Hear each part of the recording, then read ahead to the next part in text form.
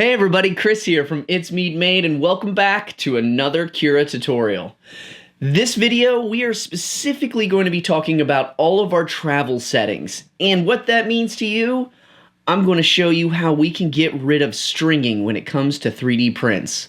So let's go ahead and get into it. Alright, before we get started, I just want to let you know I've chaptered out this video for you, so you can jump to whatever section that you want to. But I wouldn't, because we're going to be covering some amazing settings in this to be able to fix all of your stringing issues and some other things that you might be having.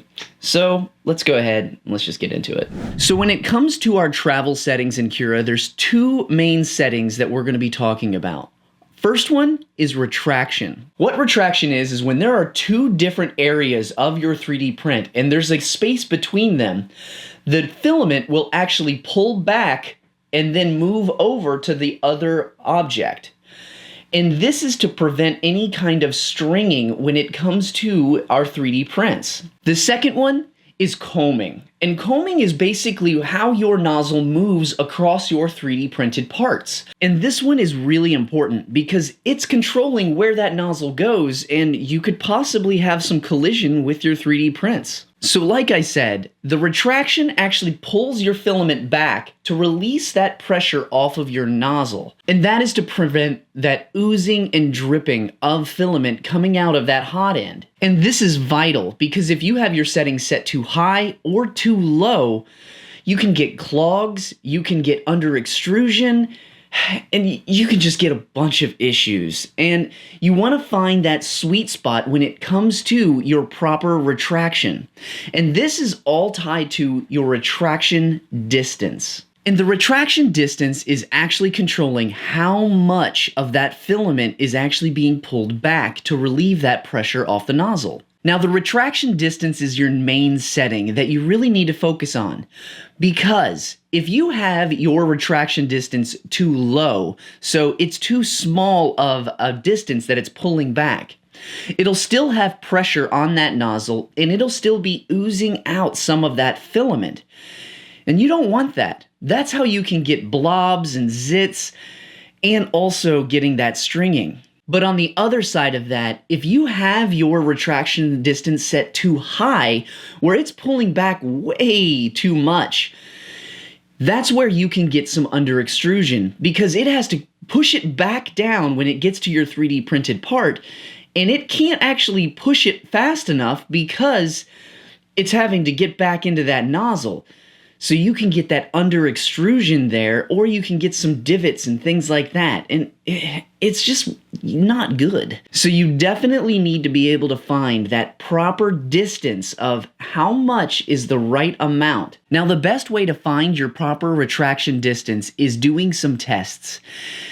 And I tell you what, it's worth its weight in gold, because if you have it too high, there's issues there. If you have it too low, there's issues there. So doing tests will find that happy medium and be able to get you the proper amount of retraction. So let's jump into Cura, and I'm going to show you two different ways that we can actually run some tests when it comes to retraction. So before we get into this, to make sure that you have all of the settings that I have, you want to click on this hamburger icon and click All.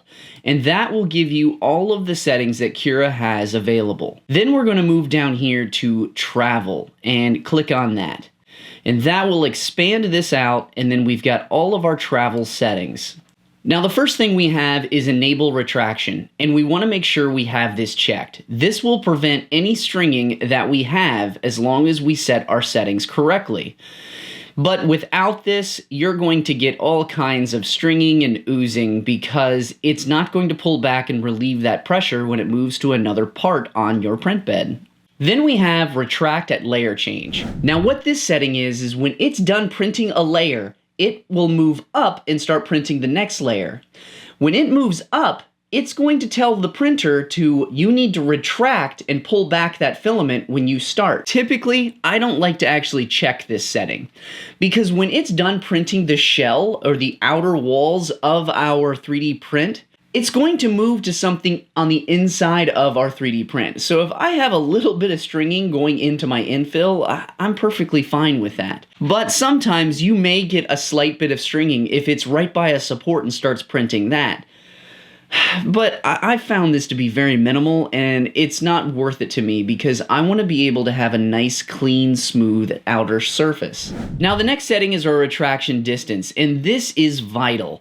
We need to be able to figure out what our proper distance is for our filament. Now when it comes to the test for our retraction distance, there's two tests that we could run. One is an easier test, two is easy, but it just takes a little bit more work. So the methods I'm going to show you is a retraction tower and a string test. Now, these are both pretty easy to run. Just the stringing test, it does take a little more work because you're printing multiple prints to be able to find what you need to get it to. Now, the retraction tower is great because it's one tower that is going to print out and you're going to be able to find exactly what your setting is. Now, when it comes to the stringing test, now, this is the same thing, but we're going to have to print individual string tests for each distance. This one automatically changes it, so you can see why I like this one better than this one. But I'm going to go ahead and show you both methods. So let's go ahead, get back into Cura, and I'm going to show you what we need to do to be able to print a retraction tower. Now, to be able to print a retraction tower, there is a plugin that we're going to actually have to get. So all we're going to do is come up here to the marketplace, and in the search box, I'm going to type towers and hit search, and right here, auto towers generator. I'm going to go ahead and install this. Then we're going to have a prompt that actually tells us, do you accept the terms of this plugin? I'm going to hit accept. Now, after you've installed a plugin in Cura, you actually have to quit it and restart it to initiate that plugin. So let's go ahead and restart Cura. All right, so now Cura is restarted, and this is what we're going to do. We're going to come up here to our extensions tab and come to Auto Towers, and this is our new plugin that prints a bunch of different tests. And we're going to do a retract tower. Now, I recommend the very first one when you're getting started. Retract distance 1 to 6. So we're going to go ahead and click that. And then you're going to find that it throws down a retracting tower right there in the middle of your build plate. The great thing is you don't have to really change anything. The only thing, if you wanted to, you can actually change your settings to whatever layer height that you might be wanting to print at. We're going to be printing at a 0.2. Now I'm going to go ahead and slice this, and you can see it's only going to be printing 4 grams of filament. And here we go. I'm going to get back on my soapbox because I've done it in almost every video where we're doing any type of tests. Some of you out there think it's a waste of time to waste filament because you don't want to waste a whole spool on all these little tests. Now, this is only 4 grams of filament. We're talking it's less than 0.5% of your entire spool. It's well worth it just because you're going to have your proper retraction distance and you're getting rid of all of that stringing on your 3D prints. So if you're one of those people, just print it. Just print it. Just print it. So I'm going to go ahead and save this to my SD card and hit print. So I have the retraction tower all printed. So let's take a closer look and see what our proper retraction distance is. So here we have our retraction tower, and at the first level we have a retraction distance of 1.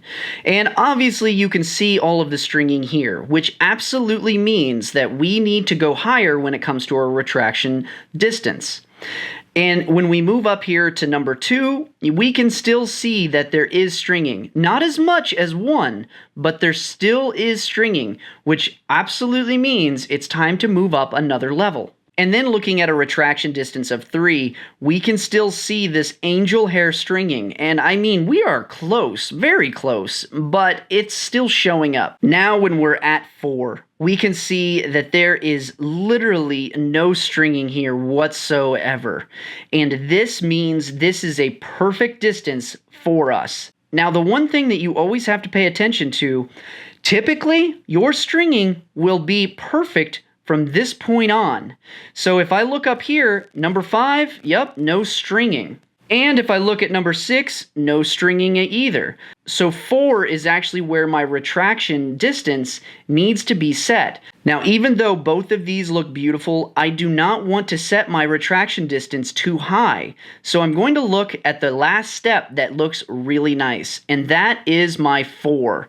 My 4 looks great, and there's no stringing on 4, but 3 has just a slight bit of stringing. Now, an important thing to note, if you're still getting stringing on your 6mm retraction distance, you just need to go back into Cura and go into the Auto Towers generator and then go to the next retraction tower, which is a retract distance of 4 to 9.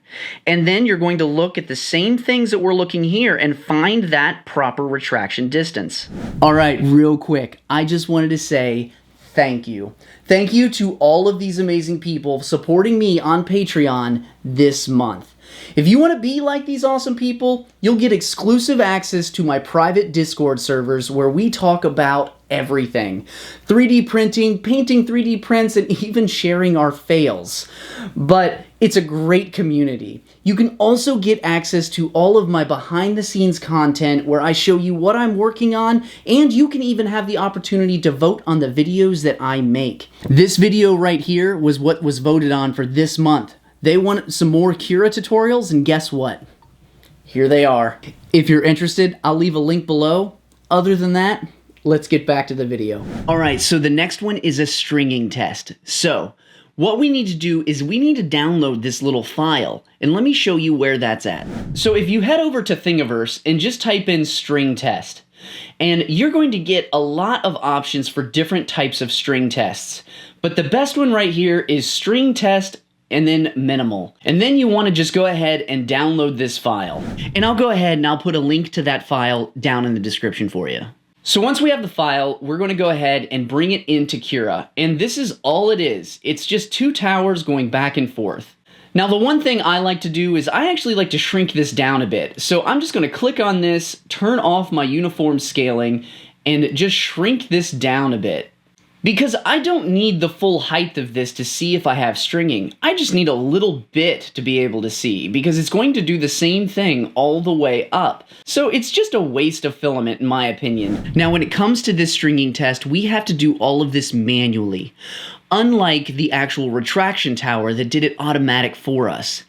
Now, when it comes to this, we need to be able to print a few different ones so we can see where we actually are in our process. The important thing here is you're going to have to be able to print something to where you're getting a slight bit of stringing and then something just above that where you're not getting any stringing at all. Because you need to find that happy medium. Because remember, you don't want to go too low and you don't want to go too high. You want to be right on that edge of, say, a 3. Okay, that gave me just a slight bit of stringing. I mean, some just little hairs. Then I print a 4, and then I realize, okay, there's nothing here. That is our perfect retraction distance. What we're going to do is I'm going to show you some examples and just ways that we can actually print this. Now, since we've already printed the retraction tower, and I know 4 is my magic number, I'm going to show you how you can change these settings in Cura for this stringing test if this is the way that you want to go. Now, the one thing to note, if you really want to fine-tune your retraction setting and get it perfect, this is the way to go. Because I've even sometimes done a retraction tower, and then I jump over to my stringing tests. Because if I know right now that a 4 is my perfect retraction setting on my retraction tower, but a 3, I got a little bit of angel hair. I could actually run a stringing test at a 3.5 and a 3.75 and really find where that little bit is. And then I would have the absolute perfect retraction setting. So let's go ahead, jump into Cura, and let me show you what you need to do for this string test. So now we're going to go into our retraction distance. I'm going to print one at a 2mm retraction distance. And then all I have to do is hit slice on this. So I'm going to go ahead and save this to my SD card. And then I'll do another one at a 4mm just to show you how clean of a print it is at my magic number. So we're going to slice this, And this is also going to take less than a gram of filament and only 5 minutes to print. So I've got these printed, and let's go ahead and take a closer look to see what these stringing tests look like. Now, I thought it would just be fun to turn off retraction completely and show you what a stringing test looks like without any retraction whatsoever. And this is definitely able to show you about that oozing and just the pressure of the filament. Because of the pressure that is on the nozzle, when it moves, it's going to automatically be pushing stuff out. And that's how you're getting like the blobs and zits. And if you see this and you don't have your settings turned on for retraction, absolutely do it. Unless this is something you're wanting and you're printing kind of spider webs or something. But I just thought it would be worth showing you what it looks like with no retraction whatsoever.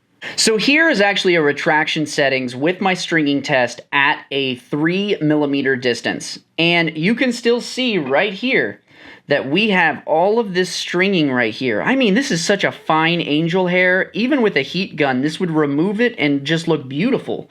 But that's what we don't want. We don't want to have to use a heat gun every single time we 3D print. And just to put something behind it, you can see all of those fine little hairs. And I mean, this is just angel hair. They are so little, and that means we are so close to our proper retraction settings. So then I went ahead and printed the 4mm retraction distance, and this absolutely looked perfect. And even to show you behind with something in the white in the background, there is no stringing on this whatsoever. And we already knew that this was actually my proper retraction distance because of our retraction tower showed us this. But I just wanted to show you that you kind of need to stair step it. So if I was doing a 3, now I'm going to do a 4. And honestly, I would even try a 3.5 and see if a 3.5 would work versus a 4 to really find that just on that edge of where retraction is perfect for my 3D printer. So the next settings we have to talk about is our retraction speeds. Now, you can actually set your retraction speed as one number, or you can separate it into the 2 different types of retraction speeds. The first retraction speed is the retract speed, and then there's the prime speed. Retract speed is how fast it's pulling back on the filament. Now, the prime speed is how fast it's pushing the filament back down into the nozzle. So let's go into Cura and show you where these 2 settings are. So first right here, we see that our retraction speed is set to 25mm a second. Then these both are tied directly with our speed. So if I change this to say 30, you can see that these both will be 30. But we can change these independently as well. So if I wanted my retraction speed set to 25, I can set it to 25 as well. Now your retract speed is vital because if you have your speed set too low, you can still get oozing and stringing. So you want to make sure that you have it high enough, but you also don't want to make sure it's going too high. Because if it's going too high, you have the potential of material grinding on your extruder motor, and you also have the potential of some oozing. Now when it comes to the prime speed, this is right here under Retract Prime Speed. Typically, a good range is between 30 and 80mm a second. And when it comes to our retract speed, anywhere between 25 and 45 I found is pretty good. Now, it's an important thing to note that the Retract Prime Speed is not the same thing as this setting right here, Retract Extra Prime Amount, which determines the amount of extra filament the printer will prime after the retraction and travel move is done. Now, setting your prime speed will definitely help prevent any kind of oozing and also the risk and damage of grinding on your actual extruder gears.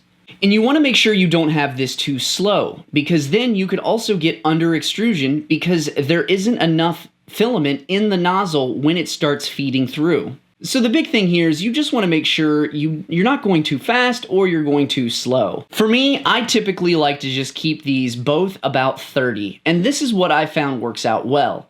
Now you can print another retraction tower and mess with these speeds as well. So you're not just affecting the distance, but you also can affect the actual speed of this. Now the next setting we have is the Retraction Extra Prime Amount. This parameter determines the amount of extra filament the printer will prime after a retraction and travel move is done. And also, there are certain materials that are more prone to having some of these oozing issues, and this can definitely help.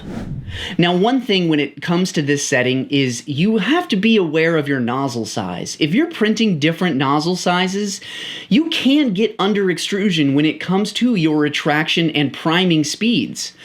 So you can actually compensate this, because if you're getting under extrusion, you can actually go plus with this. And honestly, if you're getting under extrusion, this setting can go negative. So you can actually not prime it as much because maybe your nozzle is a bigger nozzle, like let's say a 0.6. And this setting is really meant to just kind of fine tune your retraction speeds and settings, because you don't want stringing. You could be going back and forth and be like, I can't get the right speed. And maybe it's your retract extra prime amount setting. Maybe you need to go negative, because this setting can truly help you with any kind of zits or blobs that you may have on your 3D prints. So now let's talk about our travel when it comes to our retraction. There's a couple settings in here that we can talk about that determine when we retract and when we don't retract. So let me show you that in Cura. So right here we have retraction minimum travel, and I have this set to 1.5 millimeters. Now, the important thing to understand what this does is, this is setting the minimum distance before it will actually retract. So it has to go past this. Now, if I have these two columns right here, and let's say that they are only 1 millimeter apart. Now, it's unnecessary to be able to retract, move over 1 millimeter, and then reprime the nozzle and start printing over here. And that's what this is doing. Because when it comes to stringing, it's usually when you have larger distances, because that is giving the time for that nozzle to actually ooze out filament. And when it's super close together, there's not enough time for you to actually get some of that oozing. And this is exactly what that's determining. So this at a 1.5 millimeters, if this is actually at a farther than 1.5 millimeters, it is going to retract. But if it's closer than 1.5 millimeters or at that distance, it's not going to retract. Now, the important thing here is you don't want to really go past 2. A good happy medium is between 1 millimeter and 2 millimeters, because you don't want to go too far without retracting. But you also don't want to have unnecessary retractions if you have a lot of, say, like your model has a lot of little spikes or something like that. Now, that is something to where we might not want to have any retraction because they're so close together. Now, the next setting is about how many times we're going to allow our filament to be retracted on our 3D prints. Now, if you have a super complex model and there are a lot of retractions, this can cause wear on your actual stepper motor because of the grinding that you're going to be getting, because it's going to keep pulling back and pushing, pull back, pull back. You don't always want that. So right here we have maximum retraction count. Then we also have this minimum extrusion distance window. These two are directly tied together. Now, the maximum retraction count is the amount of retractions we're going to have within our minimum extrusion distance window. So for this setting right here, this shows that we would be willing to have 100 retractions for 10 millimeters of filament. Now, this is very rare if you would actually need 100 retractions for just 10 millimeters of filament. That would have to be like a bed of nails kind of thing. But what we can do is we can actually set this. Let's say that I only wanted to have 20 retractions because I wanted to reduce the amount that I'm doing. Then I want to also have this, say, set to 5 millimeters. So this is a more realistic thing. So in 5 millimeters, I do not want more than 20 retractions happening. And that's what's happening here. We are telling it for all of the 5 millimeters that you're printing at the current moment, and this is always being looked at, don't ever go past 20 retractions. And this is really for those of you that want to reduce the grinding that you may have on your extruder gears, and also you just don't want that wasted amount of time of retractions every single second. Now, this is something that I personally have never had any issues with, and I have always just left this right at the default because I'm not too concerned about any kind of grinding on my extruder gears because I've never really experienced that. But you may be experiencing that, and this is the proper way for you to adjust that to be able to reduce some of that grinding.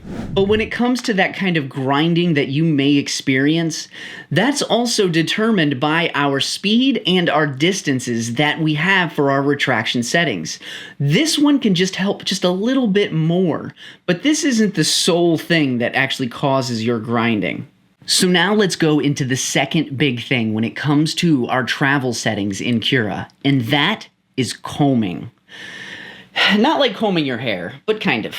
So what combing is it actually is telling the printer to try to stay within the bounds of the 3D print. So if you have this weird object that, is misshapen or whatever, it could have a shorter distance by just leaving the 3D print and going all the way across. And that could cause some retraction because it's jumping from one area to another on the 3D print. What combing does is it will actually tell the 3D printer that you need to try to stay within the bounds of the 3D print. That way it's moving across where the infill actually is, and you're not going to be getting any stringing. Combing is really great to be able to reduce some of that stringing when it comes to your 3D prints. So let's go into Cura, and I'm going to show you some of the different modes that there are for combing. So right here we have combing mode. Now this by default is typically set not in skin. Now we have a few different modes here. First we have off. And off is essentially, it is not going to comb in any way. It's going to travel the shortest distance every single time and not consider where the model is or how it can actually move within the model to reduce some of that stringing and retraction. Then we have all.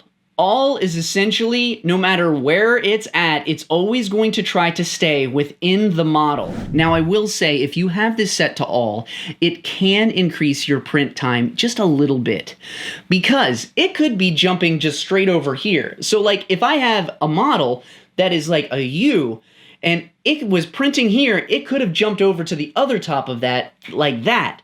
But instead, it's going to try to move within that 3D printed model, so it's not jumping across and needing to do any type of retraction. Personally, I like using all sometimes, but other times I use some other settings. But it's not a bad idea. If you're having big stringing issues, using all for combing might be the thing that you need to do. Then we have not on outer surface. This mode instructs the printer to travel within the perimeter of the print except the outer surface, which could be traveled over directly. In doing this, you could result in small marks on the outer surface of your print. Then we have not in skin. Not in skin tells the printer to travel within the perimeter of the print except the outermost layers of the print, which it typically would travel directly over. And this can result in giving you small marks on your model if you don't have this one checked, because it could be moving across your outer skin and drop off some of that filament it has built up on the nozzle. Then we have within infill. And what this does is this actually tells the printer to travel within the area of infill. This can reduce the amount of material retractions that you need, and it can also result into some faster prints with less material waste. Now when it comes to me, there's two that I always pick. I either go not in skin or all. Those are the ones that I've gotten the best results from by doing some of the tests that I've done, but I strongly recommend you guys doing some tests of your own to see what works for you. So the next thing we have is our max comb distance with no retract. Now this will set the maximum distance of combing travel before Cura will insert a retraction. When this setting is greater than 0, combing travel moves that are longer than this distance will use a retraction. But if it's set to 0, it will never retract when it's within the parameters of combing. So if I have within infill and it is only moving within the infill, it is not going to retract in any way. But by setting a maximum distance, Cura will retract the filament before there is a long travel move. And this could possibly prevent any issues from occurring. But the one thing I will say, if you have this setting set too low, you may get excessive retractions, which can slow down your print time and also cause damage to your printer. So personally, I always keep it at 30. And that is what the default of Cura is, because if it goes any farther than that, it needs to retract, and that can reduce any type of stringing. Even though some of that stringing might be on the inside of your model, I still think it's important to have it there. Now the next few settings are just on and offs. So the first one is retract before outer wall, and I have this turned on. Now the purpose of this setting is to reduce the amount of excess filament that can build up in the nozzle and potentially give you some of those unwanted stringing and oozing issues on your outer walls. Now this isn't the say-all be-all, because this actually works with our speeds and our distances as well. So we need to make sure we have those set properly. And then if they are, when we set this, we're going to definitely make sure that we have a good outer wall. Then we have this great little setting right here. Avoid printed parts when traveling. This is telling the print head to avoid any previously printed parts when moving between non-continuous areas of printing. And what this setting is telling Cura to avoid any kind of printed parts when it's traveling. So if there's multiple areas, it could actually go right across this print right here. And I wanted to avoid it, so it would actually move around that actual object to start printing the next section. This definitely helps you when you have those small skinny things that are printing off of your print bed, because that nozzle could have just a little bit of oozing on the tip of it, and when it hits it across that and drags right across your model, it could break it off. Which brings me into the next one, which is the most important thing when it comes to supports for me.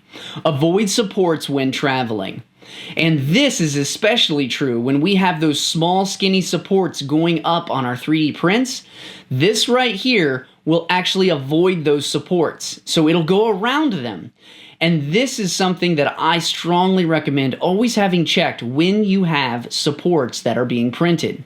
Then we have our travel avoid distance, and this is just how far we're actually going to avoid it. So if you have a bunch of little islands, you don't want this as a huge amount. This by default is set to 0.625, and this is a setting that I have never changed.